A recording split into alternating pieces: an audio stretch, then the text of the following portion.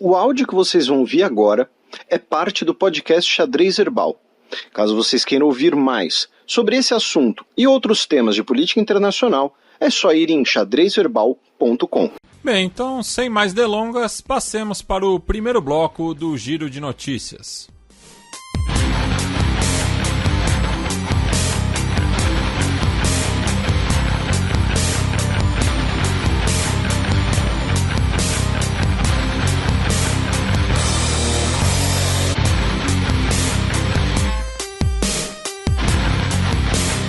Giro de Notícias.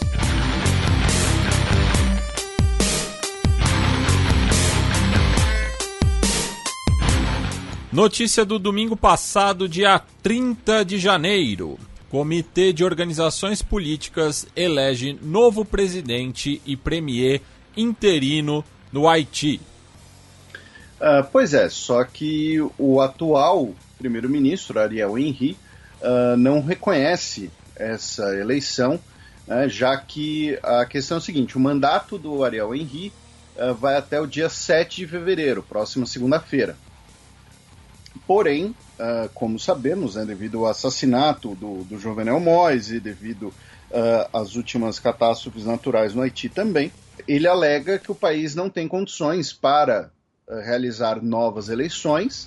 E o que acontece? O Comitê Nacional de Transição, que une diversas organizações e partidos políticos do país, no caso, o comitê foi estabelecido como parte do processo de estabilização do país, de diálogo político anos atrás. O comitê elegeu o Fritz Alphonse Jean como novo primeiro-ministro interino, porém o Ariel Henry, repito, ele não reconhece, ele afirmou que a tarefa dele é ficar no cargo até realizar novas eleições e não ser substituído por outro interino eleito indiretamente. O próprio Fritz Alphonse Jean, que foi presidente do Banco Central do Haiti, afirmou que é necessário convocar todos os setores ao diálogo para poder viabilizar uma nova eleição. Notícia da segunda-feira passada, dia 31 de janeiro. Mali expulsa embaixador francês após declarações de ministro. Pois é, o que aconteceu? O ministro de Relações Exteriores, o Jean-Yves Le Drian, ele afirmou que o atual governo do Mali é ilegítimo e toma medidas irresponsáveis. Como reação, a junta militar do Mali, que tomou o poder depois do golpe de Estado, expulsou o embaixador francês no país, dando ele 72 horas para se mandar. Tá? Lembrando que o Mali foi suspenso da Comunidade Econômica da África Ocidental depois do golpe militar, e também nós tivemos nos últimos meses a retirada de diversos contingentes europeus, da Europa Ocidental, melhor dizendo, que estavam no Mali, e a junta militar do Mali, para manter as operações anti-grupos extremistas, teria contratado o grupo Wagner, que é ligado à Rússia. Então, mais um capítulo, mais um episódio nesse rompimento, nesse distanciamento entre Mali e França. A França, que é a antiga potência colonial que controlava o Mali, ainda possui uma grande influência econômica na região, principalmente econômica, melhor dizendo. Então, mais um capítulo dessas relações. Ainda dando outras notícias aqui do continente, a gente vai falar bastante do continente africano nos dois giros de notícias, mas outras aqui são que o Egito sentenciou 10 integrantes da Irmandade Muçulmana à morte, tá? Devido a acusações de violência contra policiais em 2015, tá? Lembrando que a Irmandade Muçulmana ela foi banida no Egito, novamente em 2013. As relações entre a Irmandade Muçulmana e os militares egípcios são bastante antagônicas, é um dos motes aí da política egípcia nos últimos 60, 70 anos. Tudo isso depois do golpe que derrubou Mohamed Morsi, né? Lembrando que o Mohamed Morsi ele foi eleito, o único presidente da República Egípcia eleito pelo voto direto, ele que era ligado à Irmandade Muçulmana, foi deposto por um golpe militar, depois morreu na prisão, né, depois de ter sido inclusive condenado à morte.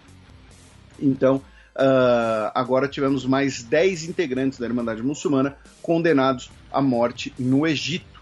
O Egito que eliminou a seleção de Camarões nos pênaltis, foi para a final, né, da Copa Africana de Nações contra Senegal, que vai ser disputada agora no domingo, né, às 16 horas, horário de Brasília.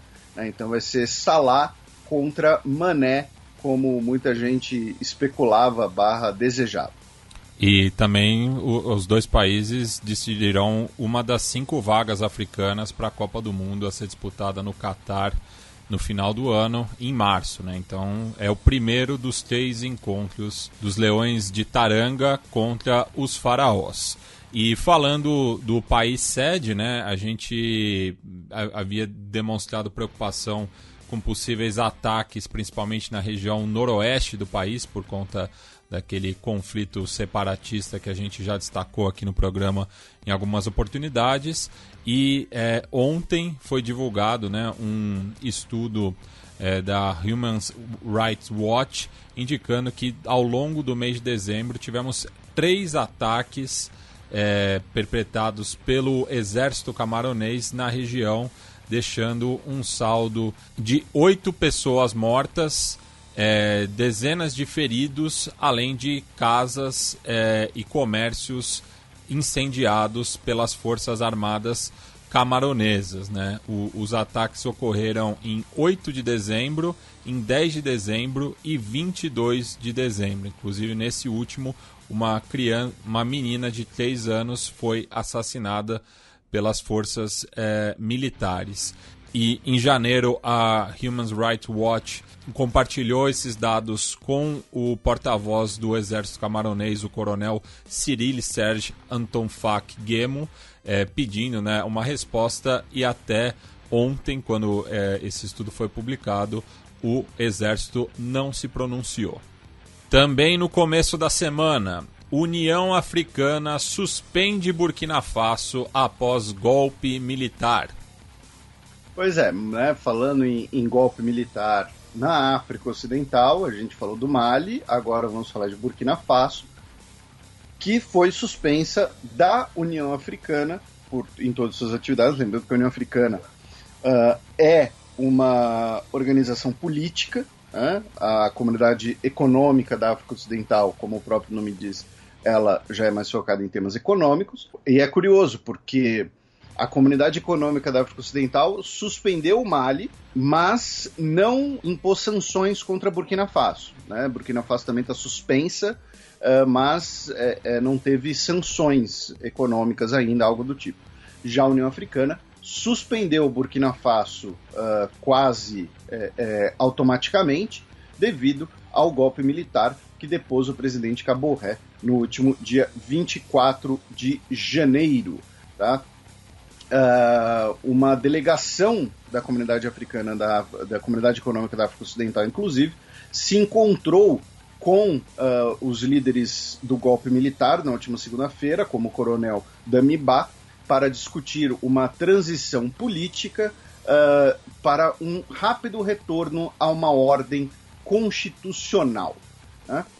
Então temos aí Mali, Guiné e Burkina Faso foram suspensos tanto da União Africana quanto da Comunidade Econômica da África Ocidental aí nos últimos meses. Né? A gente teve outros golpes de Estado na África, por exemplo, no Sudão, mas o Sudão não é um país integrante da Comunidade Econômica da África Ocidental. Né? Então, pensando nessas duas organizações, esses 3 países foram suspensos nos últimos meses. E falando na África Ocidental, só que na terça-feira, dia 1º de fevereiro, o presidente guineense disse que o país está sob controle após tentativa de golpe.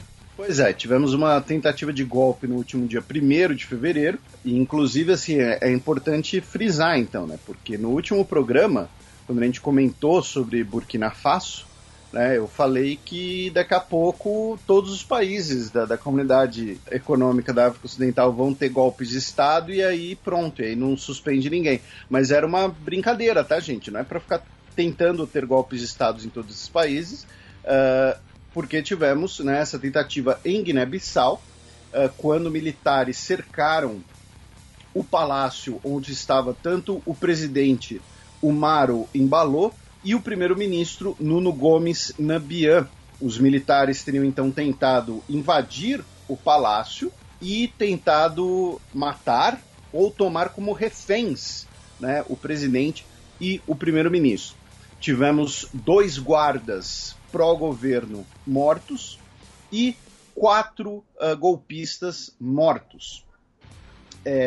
Segundo o gabinete do presidente, a tentativa de golpe foi ligada ao tráfico de drogas, tá? E que não foi ligado ao comando do exército, mas sim a integrantes do exército de patente menor que estariam, né, envolvidos com o tráfico de drogas na costa de Guiné-Bissau. Guiné-Bissau também tem antecedentes recentes, né, da atuação dos militares em tentativas de golpe, né, lembrando do assassinato do presidente João Bernardo Vieira em 2009, do conflito militar em 2010, uma tentativa de golpe de Estado em 2011 e o golpe de Estado de 2012, onde houve ataques, né, contra a sede do Partido Africano pela Independência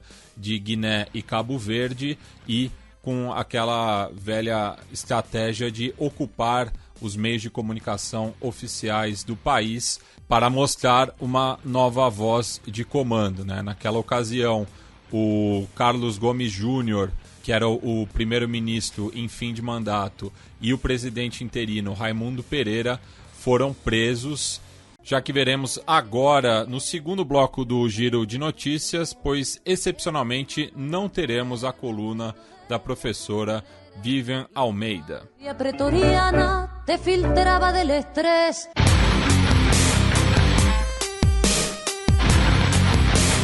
Giro de Notícias.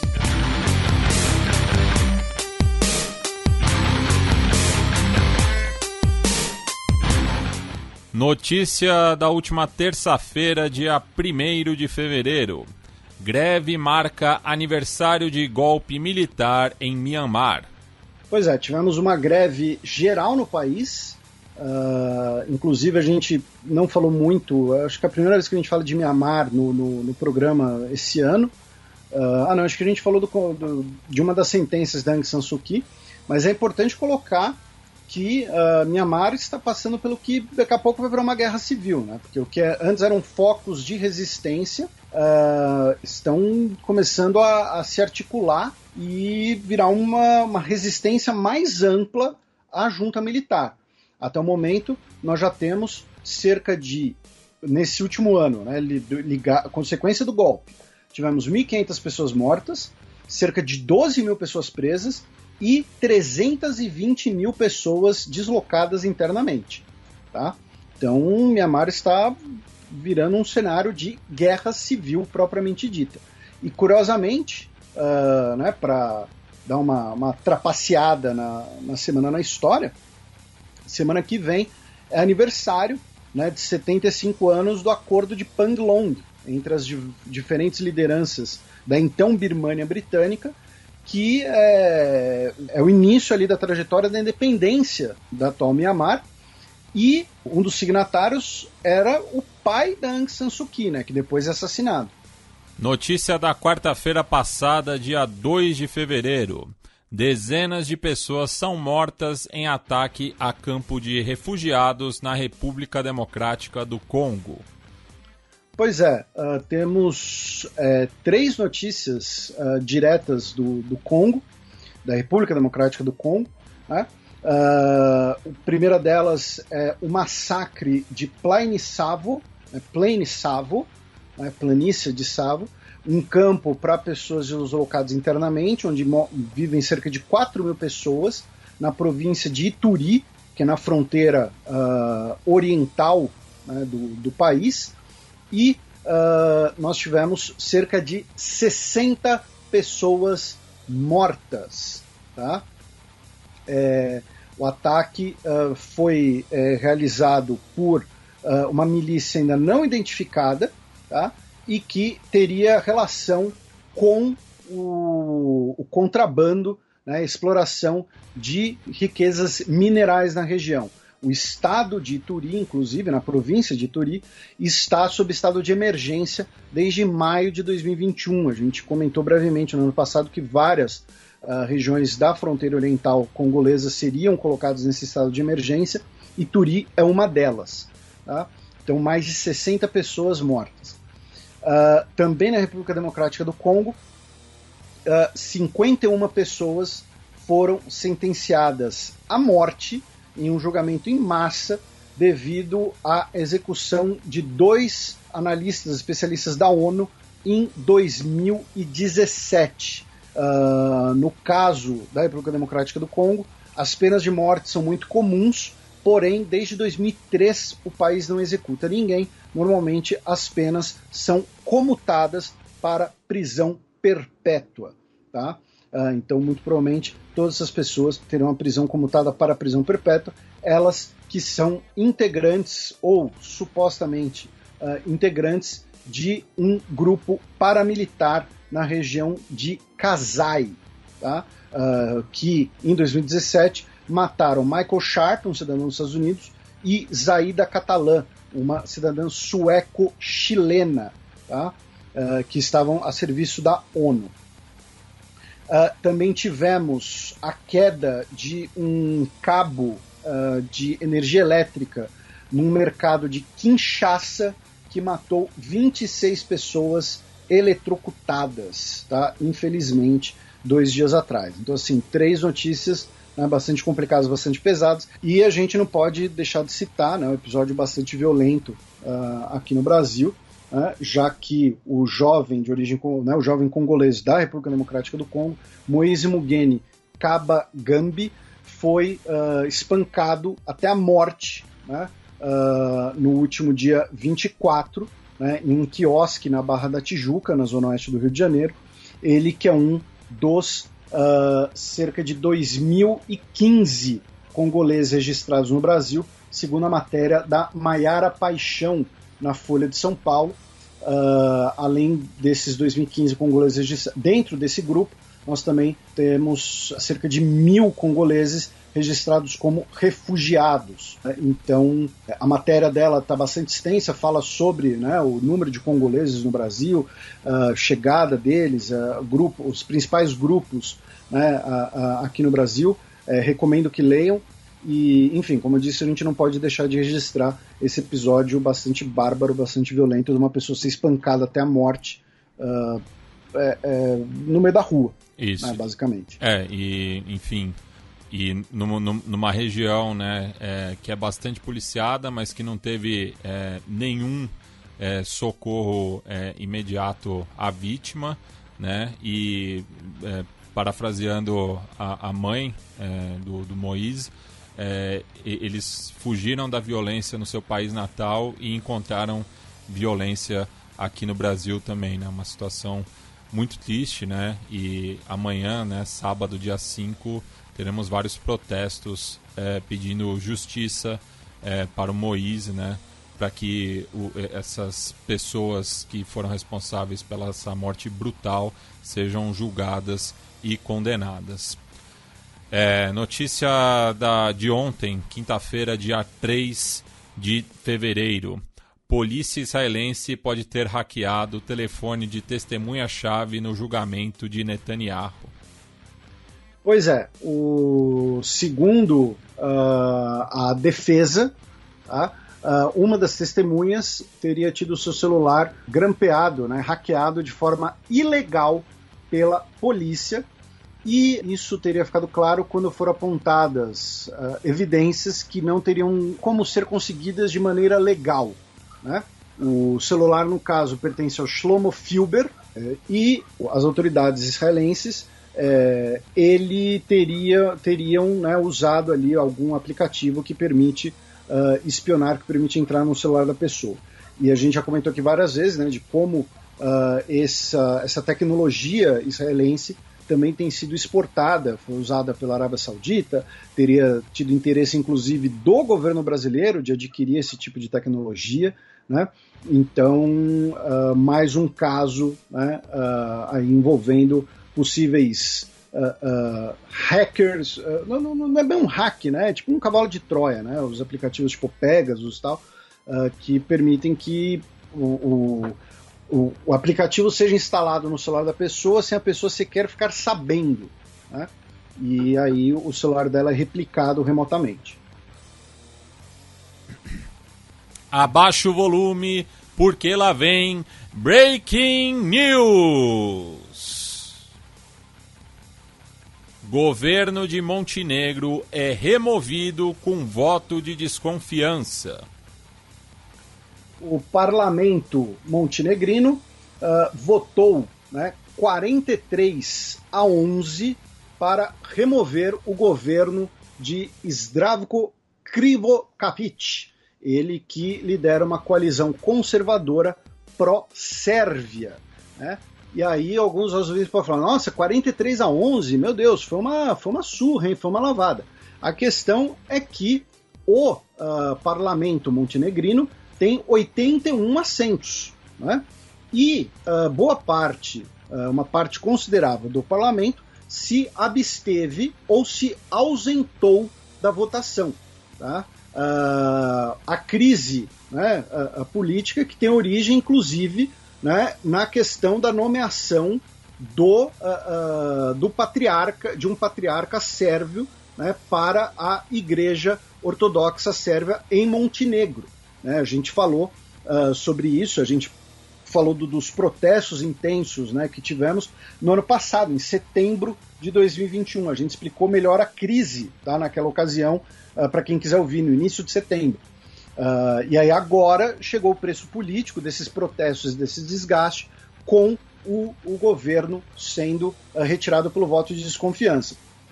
A questão agora é que essa notícia de agora há pouco mesmo, tá, gente?